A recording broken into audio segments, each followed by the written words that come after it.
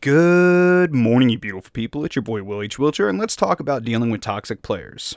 So, everybody and their mother has made a tutorial on this, and a lot of them are shite because they talk in infinites, and don't explore more than one definition. So let's break the mold and define our terms. Let's start with toxic player. So, a toxic player is a player whose comms use causes an undesirable effect on teammates' gameplay experience. A troll is a toxic player whose actions and communications elicit a negative response from teammates. And finally, an asshole. This is the player who doesn't care about any of his teammates' performances or ideas. His own are paramount to him. This player is also known as dickhead and egotistical prick. So other YouTubers, unit lost, will tell you to do as they say and not as they do by muting any type of toxic player, and wham bam thank you ma'am, that's all you can do. However, by lumping in all toxic players into one category with a single response, you actually shoot yourself in the foot more often than not. That being said, while there are more than two different types of toxic players, we're only outlining the two that I encounter the most. So, the age-old asshole who says things like, "Oh god, we don't have this or that, we're going to lose." Do one thing before you mute him or her.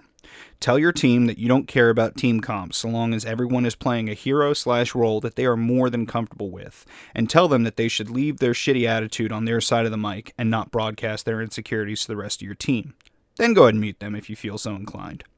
You could also request that the rest of your team mute them as well, but if they're watching the same unthoughtful, untested videos, they'll have muted both of you because correction equates toxicity in their simple worldview. Now that's an interesting position to take, don't you think? If all of the status quo is saying that any sort of disagreement on a team is detrimental to the team's success, how can adding more conflict help? Well, here's a clip from a recent game where our team broke from the status quo and answered toxicity with correction. And this action, as well as the ability for the team to refocus, led the team to a draw when all conventional wisdom would suggest that the game was lost once the team engaged in this behavior. I'm about to go down again. I'm just trying Why would you make a fucking shield gen? It'll help us. Damn. Try to touch it, try to touch it. The whole point of you going Symmetra and not having a Mercy was for the teleporter. Yeah, but the shield generator gives us some extra stability in the fight. The shield generator ain't doing shit, we just lost the fucking point, dude. Alright, calm yourself. It helped. It helped nothing at all. But Your attitude is not helping anything at all, Your sir. fucking shield generator didn't help shit. Brother, Wow. it's my That shield wasn't Symmetra generator. talking to you, but way to be salty. Yeah, fucking. New point, new thing. Yeah, you gonna lay us down another shield generator? Yes. Are you just gonna continuously bitch this entire game? Because if so, I'll just mute your No, fucking ass. have I been bitching at all? I pointed out. Yes, it you was literally fucking ridiculous. have just been bitching. You haven't been pointing anything out. Okay. How If about you were just pointing shut the something fuck out, up you and play could, the game, you know, give some fucking solutions or whiny something cunt. instead of just Stop whining. talking. What? Microbe, I just want you to know that everybody hates you right now. It's not him. That's good. I'm totally okay with that. To explain why this behavior worked, let's take a look at psychology for the answer.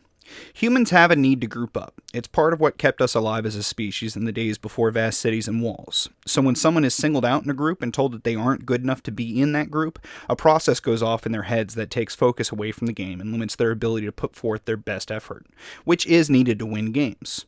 So how do we circumvent that mental process that happens during confrontation? See, that's the simple part. All you have to do is back up the guy/gal who's being attacked and tell the attacker they're being an asshole.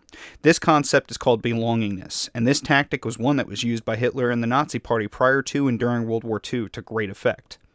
The beautiful thing about team games like Overwatch is that raw skill isn't the deciding factor during a game, and when weighted against things like team synergy and communication is nowhere near as important. So utilize everything at your disposal to come up with effective strategies to help your team achieve victory. If you like the video, leave a like. If you dislike the video, leave a dislike. You can follow me on Twitter at WIJR. Again, I'm Will H. Wilcher. I don't do intros or outros. Y'all have yourselves a wonderful day.